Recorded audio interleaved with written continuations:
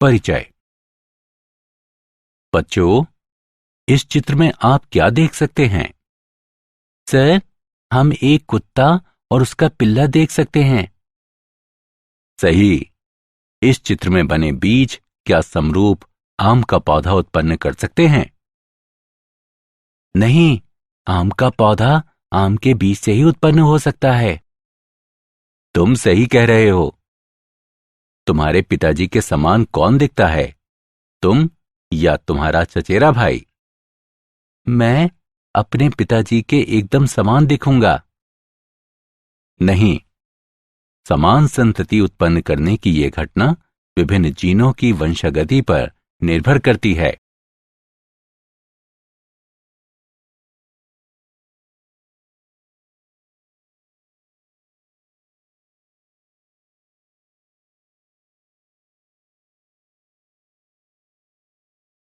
उद्देश्य।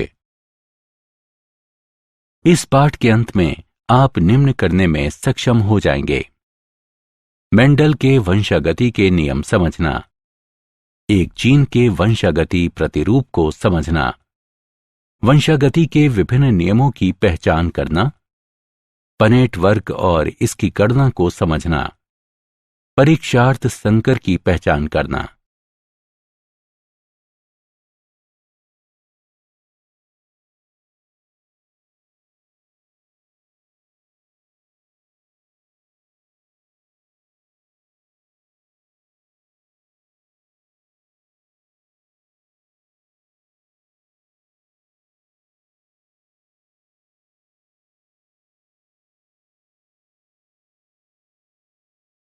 मेंडलवाद।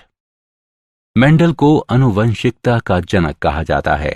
उन्होंने Pisum sativum यानी मटर की 7 किस्मों पर प्रयोग किया। प्रारंभ में कुछ कारणों की वजह से उनके परिणाम स्वीकार नहीं किए गए, लेकिन वर्ष 1900 में Hugo de Vries, curl Correns और इरिक वॉन शेरमॉक द्वारा उनके परिणामों की पुनः खोज की गई।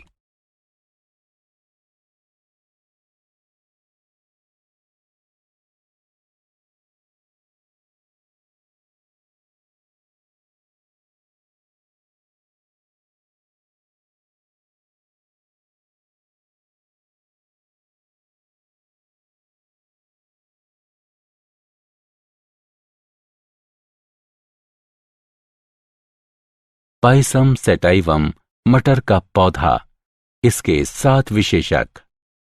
मेंडल द्वारा अपने प्रयोग के लिए पाइसम सेटाइवम के चुने गए 7 जोड़े विपरीत लक्षण के थे।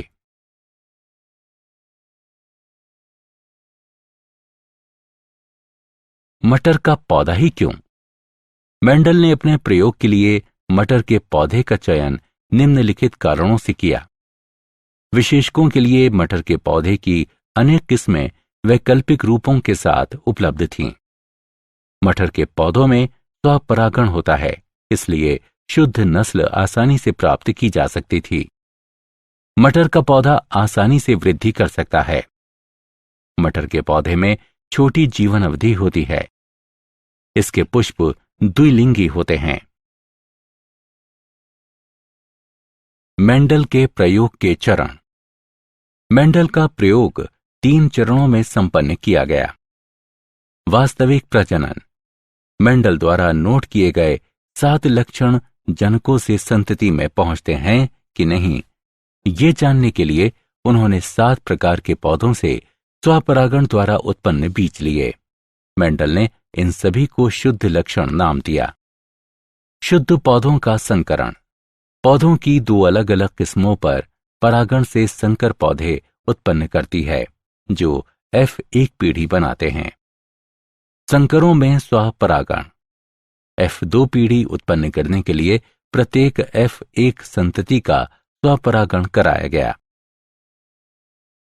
एक जीन की वंशागति। मटर के पौधों की लंबी और बौनी किस्मों के बीच एकल संकर क्रॉस निम्नानुसार है। एकल संकर क्रॉस के परिणाम। जीन। मेंडल ने देखा कि कुछ स्थायी कारक अपरिवर्तित रूप में जनक से संतति तक अग्रसित होते थे। ये कारक जीन कहलाते हैं। अलील, जीन जो विपर्यास विशेषकों के युग्म के लिए संकेत होते हैं, अलील कहलाते हैं।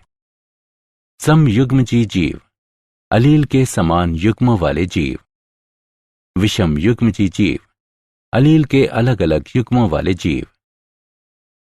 एकल संकर क्रॉस, प्रभावी जीन, अलील जो अभिव्यक्त होते हैं।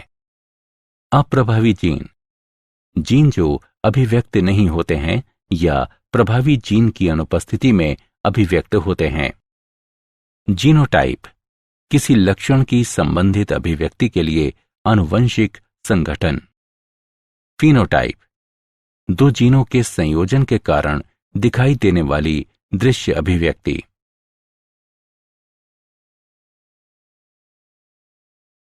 विसंयोजन के लक्षण, जब युग्मक अर्धसूत्रण द्वारा उत्पन्न होते हैं तो जनिकीय युग्म के अलील विसंयोजित हो जाते हैं और केवल एक अलील युग्मक तक संचारित होता है।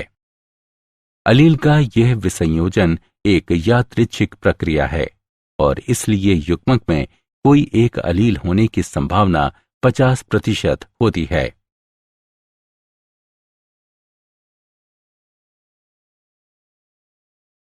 पनेट वर्ग, पनेट वर्ग आनुवंशिक संकरण में संतति के सभी संभाव्य जीनोटाइपों की प्रायिकता की गणना करने को एक आलेखीय निरूपण है। उदाहरण के लिए बड़ा टी छोटा टी यानी नर का क्रॉस, बड़ा टी छोटा टी यानी मादा एक आंतरिक F1 संकरण है। निम्नानुसार पनेट वर्ग बनाने के लिए एक जनक के अलील के एक सेट को सबसे ऊपर रखें और दूसरे जनन के अलील का दूसरा सेट एक तरफ रखें।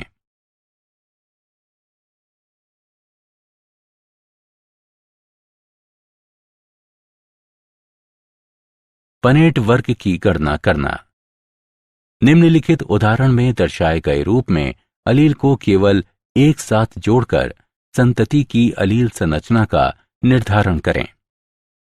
इस तरह के संकरण से F2 पीढ़ी में निम्नलिखित परिणाम प्राप्त होंगे: 3 लंबे पौधे और 1 पौना पौधा, 3/1 फिनोटाइप अनुपात, 1 समयुग्मजी लंबा, 2 विषम युग्मजी लंबे और 1 समयुग्मजी पौना पौधा यानी 1/2/1 जीनोटाइप अनुपात।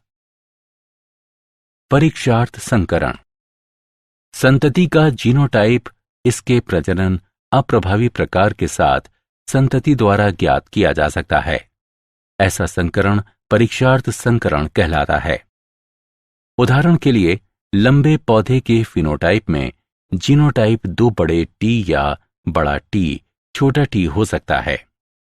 इसका जीनोटाइप निम्नलिखित तरीके से निर्धारित किया जा सकता है। पहली स्थिति में सभी पौधे लंबे होते हैं।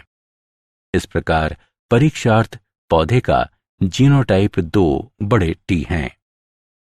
दूसरी स्थिति में लंबे और बौने पौधे 1/1 के अनुपात में उत्पन्न होते हैं।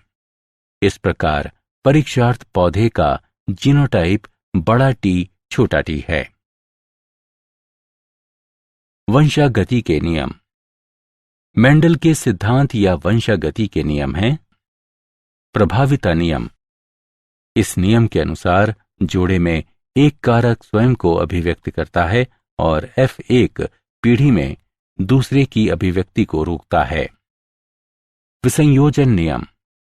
इस नियम के अनुसार प्रत्येक लक्षण के कारक युग्मक निर्माण के दौरान विसंयोजित हो जाते हैं ताकि प्रत्येक युग्मक केवल एक कारक ग्रहण कर सके और सदैव शुद्ध रहे। नर और मादा युग्मकों में 2 कारक या विशेषक बराबर आवृत्ति के साथ प्रकट होते हैं।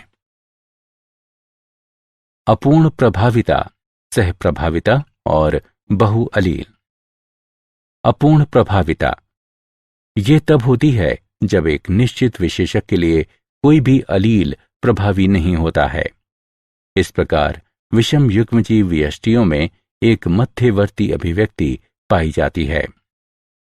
सह प्रभाविता ये तब होती है जब एक विशेषक के लिए दोनों अलील प्रभावी होते हैं और विषम युग्मजीव व्यष्टि में दोनों अभिव्यक्ति किए जाते हैं। ऐसी घटना बहुअलील के साथ देखी जा सकती है। बहुअलील ये एक विशेषक के लिए 3 अलील की उपस्थिति को संदर्भित करता है। उदाहरण, मानव रक्त में 3 अलील A, B, O होते हैं। द्विसंकर क्रॉस एक ही समय पर अलग अलग विस्थलों पर 2 जीनों को ध्यान में रखते हुए 2 जीवों के बीच संकरण द्विसंकर क्रॉस कहलाता है, जैसा कि आरेख में दर्शाया गया है। द्विसंकर क्रॉस के परिणाम। द्विसंकर क्रॉस F2 पीढ़ी में 4 प्रकार के पौधे 9/3/3/1 के फिनोटाइप अनुपात में उत्पन्न करते हैं। 2 नए संयोजन उत्पन्न किए जाते हैं, गोल हरा और झुर्रीदार पीला। एक लक्षण की वंशागति दूसरे लक्षण की वंशागति से स्वतंत्र थी। स्वतंत्र अपव्यूहन का नियम।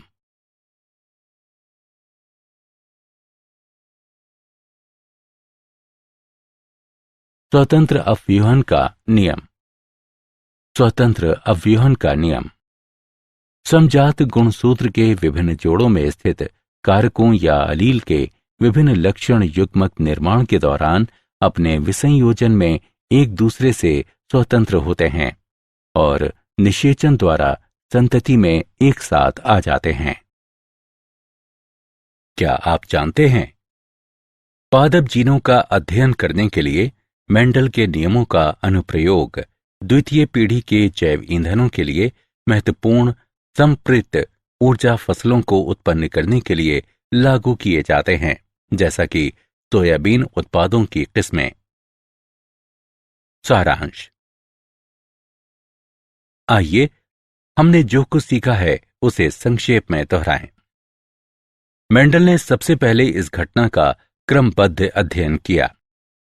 मेंडल ने बताया कि लक्षणों के नियामक कारक, जिन्हें बाद में जीन कहा गया, जोड़े में पाए जाते हैं, जो अलील कहलाते हैं।